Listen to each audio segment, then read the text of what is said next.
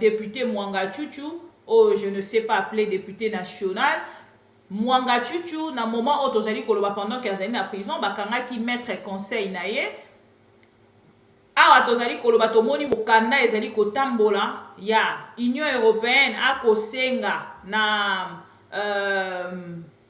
na Félix Tshisekedi bakende na kosala bakende na ko libérer maître conseil ya Mwanga Chuchu na affaire où ezali ko opposé yena ministère public. Votre réaction par rapport nango parce que tolobela ki yango déjà mikolo eleki. Très bien. Bon. Avant natanga ki mukanda wana mais avant wana omona ki ke Mwanga Chuchu a corrompre batu moko na Goma o ba militant mike ya ba mouvement citoyen ba moko ya lucha ya Filimbi basali déclaration koloba ke ba binisa ye. Namoni lucha e exclure batu wana o basala ki yango Filimbi pe a exclure bango.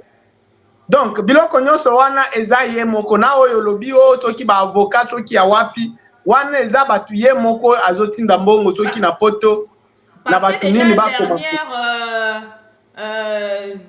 dernier procès oyo ezalaki au dernière audience azalaki présenté ba avocat na bazalaki présenté na ebité soki olandaki quand même à travers la commission TV oui procès oyo euti koleka audience euti koleka il y avait l'absence de ses avocats et en dehors il y a l'absence à ba avocat na a commis un problème automatiquement a commis on dirait sengel ba sombela chaise roulante parce qu'il a commis un problème à makolo e kotambola lisu malamu te. Donc makolo ezelika ka bakanga ye po ekufa. Bon, toyebi ba nini wana toyebi ba biloko nyoso wana Mwanga Chuchu aza yebi ye moko peine ezozela ye. C'est la peine de mort. C'est la peine de mort nde eloko ezozela ye. Alors ye moko abandi sikoyo kotindela batu moko boye mbongo na poto o bokoma o boli ba libérer o soki avocat soki ba libérer mutu ata moko te bebiso tozozela régime oyo kasi na lobela ki o mama bibi nde esiko kopesa kanga raison nde esiko kopesa kanga raison soki Mwanga Chuchu ya bimi na prison parce que pression eza utande na Kigali na Kagame ye moko azobenga ndeko na ye oyo atiaki na pouvoir awa azobenga ye ke ba libérer partenaire na ye fournisseur na ye munene ya coltan na kasiterite ndeko Mwanga Chuchu. Alors soki abandi ba dilatoire wana o ba avocat ba yete azobanga kosamba dans l'entretemps pression eza makasi ya Kigali o ba libérer or biso tolobeli régime oyo soki Mwanga Chuchu aza libéré Congolais nyonso ako confirmer ndenge tolobela kabino avec précision que Tilombo azaka agent ya Kagame tilelo boko pesa biso raison par aucune magie Mwanga Chuchu ako échappé condamnation et puis c'est la peine de mort, c'est la haute trahison, c'est la comment dire atteinte à la sûreté de l'État, entretien à mouvement insurrectionnel, détention d'armes nyonso wana. Donc par aucune magie et pour que Tilombo atiki moto ya bima akosala coup d'état rebatu wana ba terrible batu oyo azana réseau ya makasi azana réseau puissant soki ameki kosakana na dossier oyo yembe akopeye yango tozoloba na bino lobi batu babanya kolela pourquoi procès oyo ezali kozala public te mokolo ya lelo public yango na RTNC et puis bafongola champ na yango ya procès c'est-à-dire peuple congolais a assisté. Non, eza public parce que audience non c'est zaka public soki OK na nesika audience na makala esika audience ezosalema wana bakoboyela yo te. Bon peut-être ba memi yango nde na place publique te neti na nini soki na stade ou quoi. C'est-à-dire ça non public dans le sens il y a cause à la diffuser ndenge to mona ki ndeko eza public mais ezali un peu restreint. Bon, nazo défendre ba juste ndeko Vital Kamerhe. Peuple nazo défendre ba juste. Non, nazo défendre ba juste mais on a yebi pour procès à la diffuser na ba média il faut partir ndesenga Kamerhe nde mutu asenga kike procès wana ezala diffusé na RTNC. Ok. Na RTNC. Et puis afutaki mbongo. Parce que la RTNC est aussi commerciale. Alors, awa sikoyo na mutu asengi te ke ezala diffusé na RTNCT. Et puis nani akofuta yango, ba juge baza na intérêt mon côté ya kofuta na RTNC. Ils n'ont pas intérêt. Kamere mutu asengaki à cette époque et puis il avait payé parce que la RTNC est aussi commerciale. Il faut le comprendre. Mais l'audience est publique. À Tessika Bazawana, tout le monde peut y aller, tu vas entrer, on ne va pas refuser. L'audience est publique. C'est tout ce qui intéresse les juges. Ça passe. Dans la prison, je ne sais pas trop, mais je ne vois pas de Congolais motivés pour aller en prison pour suivre ce procès-là. Les juges sont liés à Mibeko. Parce que l'audience est devant un tribunal militaire. Au Moni. Il y a un fonctionnement à Bango. Et puis, les juges sont liés à Mibeko. Mibeko, l'obili kaka, qui est à l'audience publique. Donc, ça, les Sikaza wana est public. Aboyeli mututa kende kuna. Ils sont dans Congolais motivés. Oh, bah, oui, participer. J'ai compris. Voilà, Mibeko lobi te que nécessairement il faut pas même à stade. Non, non, Mibeko lobi bon. La place publique. La loi ne le dit pas. La loi dit seulement que la cour, les audiences sont publiques. Attends, ce qui bajis baken anda kuna bango, mais ba fongoli ba porte mutunyo c'est public. C'est ce que la loi dit. Donc bango va lié na Mibeko. Ce qui gouvernement l'ingakake. Pour conclure, il fallait battre na cour militaire. Personne ne l'a demandé, alors la cour fait son travail. Alors, voilà. Tozelanini pour conclure na gouvernement Oyo, pe na procès Mwangachuchu parce que tu parlais les PA. Alors, na conclusion, tolobeli bino boye gouvernement Oyo bozela eloko moko te, eza nango gouvernement te, eza équipe à campagne. Le seul souci à Chilombo est à anéantir Kamere pour alobaka susu biloko ya accord ya Nairobi te. Ya kolobake yo Chilombo soutenir non non tango asali aza ya Sama Lukonde suka wana biloko ya koloba o Nairobi wana esili. Anéantir Bemba. Tango akomi aza ya Sama Lukonde jamais akolobaka te ki akosukoma susu candidat président. Donc nyoso bakomi ba agent na ya campagne, c'est tout ce qui l'intéresse. Biloko ya kosilisa guerre bazaka batikali na 8 mois. Par quelle magie Bemba kosilisa M23, ADF, Codeco, c'est pas quoi, ba maïma inyoso wana na 8 mois. C'est impossible. Pona nini Tshilombo nomaki Bemba depuis na débat ebandeli ya inyo sacré. Ce qui vraiment souci ezaki ya kosilisa biloko. Pona nini anomaki ete asalaki yango te. Awa eza équipe ya campagne eza nango gouvernement et puis ekosalisa mutu ata moko te. Toza ba prophète de malheur te mais toza réaliste. Biso toza ba politicien to kondimate ke o ba pesa biso ba analyse. Non non, 8 mois par quelle magie akosala ni. Et puis chef na eti Tshilombo na Sama Lukonde. Toyebi nyonso ndenge basalaka bakotilisa guerre wana te. Voilà. Donc ça c'est dossier à Mwangachuchu, c'est que Mwangachuchu biso tozozela condamnation à mort. Et puis raison na ye pona nini ti lelo tomoni bakangi batute. Bakangi batute, bade bakangi ata député mon côté, bakangi nini ata général mon côté, bakangi ata politicien mon côté. Nini. Mais est-ce qu'il arrive à collaborer avec la justice? C'est ça la question que nous devons se poser. Mais ils doivent enquêter. Il y a aussi un policier Azali Kosamba. Il faut maintenant savoir est-ce qu'Azali peut collaborer dans la justice. Il ne peut pas collaborer. Mwangachuchu aza mutusi papa. Donc quand il mutusi a collaboré facilement boy. Mais la justice doit enquêter. Il faut examiner ba téléphone naie, ba ordinateur naie, ba conversation naie. Vous allez trouver des choses. Pourquoi on ne le fait pas? Policier wana soki aza soki lieutenant ndeni. Tous a besoin de biloko wana te, tous a besoin de politicien minene. Oh babandoli ambongo na ye, baza wapi? Il faut les arrêter tous ces gens. Nani apesa ki SMB wana ba autorisation de fonctionnement. Baza na ville oyo. Pourquoi personne n'est arrêté? Ba autorisation ya ba exploitation ya mine et tout ça qui lui a donné? Parce que SMB wana na mine na ye ya Rubaya wana, ils ont tous les papiers, c'est ce que j'apprends de Goma. Et puis, il faut à l'État. Alors que minerais, ils ont doit être informé alors. De tout ça, pourquoi personne n'est arrêté? C'est ça la question. Alors, spectacle, wana yango moni régime oyo tozo solo ba ke bangonde bazo buma justice. Na ba procès wana spectaculaire. Est-ce que Sengeli pe na ba gouverneur au bazara qui na époque ya Mwanga Chuchu ba kende na ko répondre na justice? Oui, mais Julien connaît beaucoup de choses. Ndenge nini Mwanga Chuchu azwaki mina ya Rubaya? Il faut que quelqu'un a expliqué qui lui a donné ba autorisation, ba titre minier. Nana pesa qui? Tango abando futa pako ya leta po nini bazwaki yango sachant que minerai wana eza minerai de sang. Parce que mbongo azoteka na Rwanda na prix ya moins cher. Est-ce que azaki ko futa pako ya leta? C'est aussi. Mais déjà à Goma me confirme que afutaka ba service nyoso ya leta eza na mine wana ti bon que soki si ebimi mais ba service nyoso ya impôt ezalaka na mine wana. On vient de me confirmer ça, des gens sûrs de Rubaya. Na bengi batu, balobi, moi je viens de Rubaya, au service nyoso ya l'État ezalaka wana.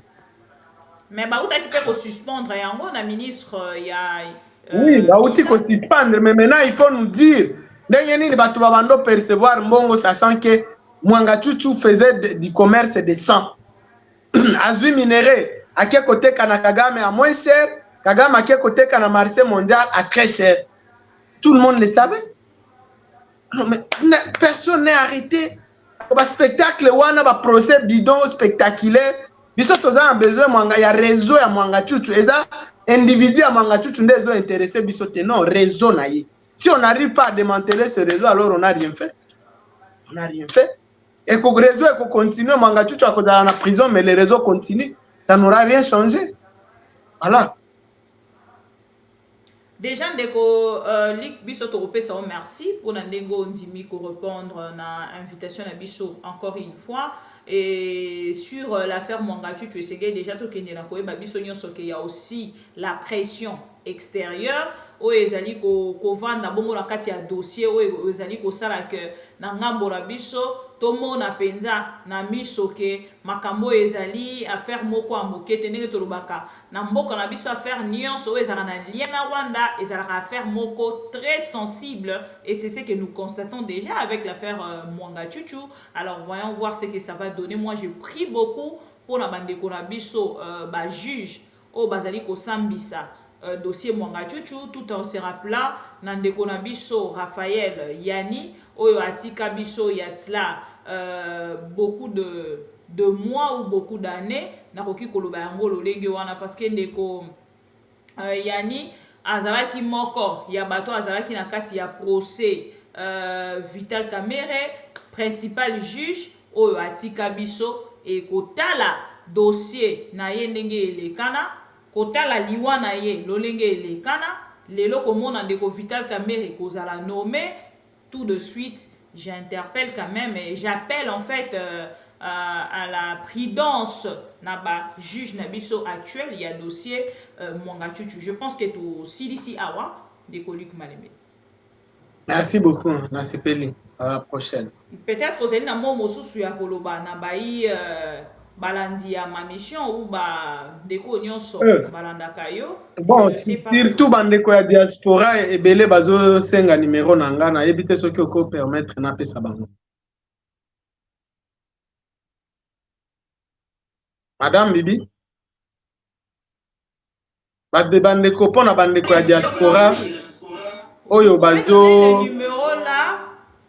Ouais. Mais j'allais plutôt vous aider à vous mettre le numéro directement ici parce que Tobo Sanaki en fait Kosala Yango, vous pouvez dicter le numéro que nous allons donner, comme ça je vais noter là. Plus 243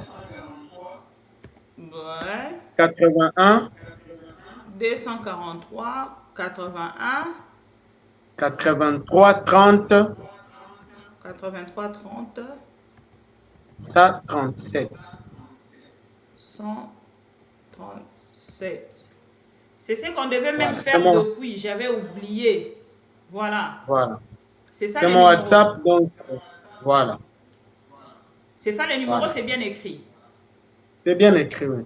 Bon, ils vont Je mettre vais vous juste mettre plus en devant. grand. Je vais vous mettre en grand pour que Bamona, les numéros, est là. Voilà. Motonio Salinga, son numéro, il y a Ndeko Luc Malembe. Au lieu de déranger peut-être Maman Bibi, le numéro est là. Ndeko Luc, mot de la fin. Voilà, mot de la fin, c'est que je crois que on a essayé d'édifier les compatriotes, mais on va revenir encore prochainement dans le débat Moussoussou. On ne va pas se fatiguer. Et puis, nakanisi batubaye que nous là, na biso nyoso mama bibi na diaspora na biso na bakongolais, toza génération, il y a dernière chance pour Namboka. Si nous aussi, to se comporter neti baene na biso nenge tozomona awa, alors ce pays va disparaître. Ce pays va disparaître. Toza na droit à erreur te, toza na droit ya commettre sous ba erreur ya baene na biso te. Nous sommes la génération ya chance ya suka pona mboka oyo et nous il faut to assumer yango. Toza sous ba génération moko ya koluka musala te, ba génération kaka o tozo luka mbongo, to yiba biso to nginda et que le pays descende aux enfers. Sinon qu'est-ce qu'on va laisser à nos enfants? Où est-ce qu'on va laisser nos enfants? Maman Bibi, ata bino boza na libanda mboka. Vos enfants et vous resterez des étrangers là-bas. Votre pays, c'est celui-ci. Moi, je ne peux pas parce que je me dis, bon, les combats, c'est ici qu'il faut les mener. Je te félicite, Madame Bibi, parce que Kuna mais quand même, vous avez contribué au la kate, souci à mboka. Et tu amènes ta part. Alors, c'est ça. Nous, on a décidé de mener les combats à Wana terrain. Toza Wana na terrain, on mène le combat au front. Et évidemment, il faut se soutenir nous tous. On a besoin de soutien à Moutounyoso. Est-ce qu'on y a Bikenga? J'aime jamais parler de moi, mais je ne suis pas de Kinshasa. Je suis en exil, en fait, en exil forcé. Parce que tu as état de 16, et je suis resté ici, tout ça, et voilà. Mais on ne va pas abandonner, on doit se battre. Père Moutouakobangi, ça moninga wazate, tu vois, papa. Toi, va Congolais à la fin. Moi, beaucoup de gens me demandent, Melik, comment tu fais pour critiquer Bato et puis aux Anakin? Moi, je dis, je suis là. Est-ce qu'ils vont me faire quoi d'abord? Les des pestes aux Akina Bangolo, na opposition, les Abandeko Nabiso, Bobakosa Langani. Et même, ils ont fait ce que je fais. Si l'on m'avait dit que Kabila a papier, est-ce que Baboumaki? Papa Etienne Alobaki a lancé, je l'ai dit ici, a lancé à vie de recherche. Que on a Kabila, a Kabila, on l'avait tué. Alors, si on doit partir, il faut me tuer. Et puis, tous les Congolais vraiment. Que IDPS, ils ont ça la Kabila, Kowana Nyoso ya Kabila. L'obi tozaki na campagne, Kabila doit partir. Bye bye Kabila, so transition ça Kabila. Tala kaka la débat wana ezongeli biso lelo. Pona IDPS. Finalement, nous sommes quel genre de peuple? Yakosala kaka les mêmes au critiquer Moninga, tango batie yo osali les mêmes erreurs kutu ya collègue. C'est terrible. Ça démontre comme si Mboko franchement ils ont un avenir. Donc Mboko kobongaka jamais et c'est inacceptable. Mboko faut bonga. Ça doit changer. Donc c'est un peu ça. C'est pas vraiment na musalo yosala et tout le reste de diaspora na biso. Oyo bazo benga, bazo soutenir, ba mususu ebele bazo soutenir, mon cher, courage. Et c'est ce courage là oyo pesa biso nini détermination ya ko continuer à se kobunda na champ de bataille oyo tito kolonga. Mutu akobangisa moninga wazate. Merci beaucoup Ndeko Luc, encore une fois bonne chance na combat na yo. Merci na ba Ndeko nyonso oyo balandi biso à travers ma mission TV Les Miroirs du Monde. Merci na équipe technique ya ma mission TV. Merci à Olivier Vicou, merci à la grande famille de M1, merci à Borelio à l'assistance, merci à Julien Botelatala, merci à toutes les personnes au Balandi Biso, au Bazali, depuis quelque part au Bazali Kolanda Biso, na pesi bino merci. Nenge na ebisa kibino tous ces derniers temps, boko banda ko mona nga moi, hein, na moi ba absence parce que je suis éprouvée. J'ai perdu un grand frère, un chéri, un tout pour moi. Et Toko Lelae n'a pas sinamoté, je l'appelais un grand téléspectateur de ma mission, mais voilà, Azali li sous-souté, mais Toko continue en fait ko Lelae, Toko continue ko Kanisae, Toko Bosanaete, il va rester là dans nos cœurs parce qu'il était quelqu'un de bien, quelqu'un de très sympa. Et voilà, Monsieur Privaketa, que ton âme repose en paix. Merci à vous tous fidèles téléspectateurs de Am. On se retrouve alors plus tard avec un autre invité. Sinon, vous retrouvez Namoko Nakatia Réflexion. Bon, c'est porté bien parce que nous sommes ensemble. Donc, on continue pour ensemble pour tous aller.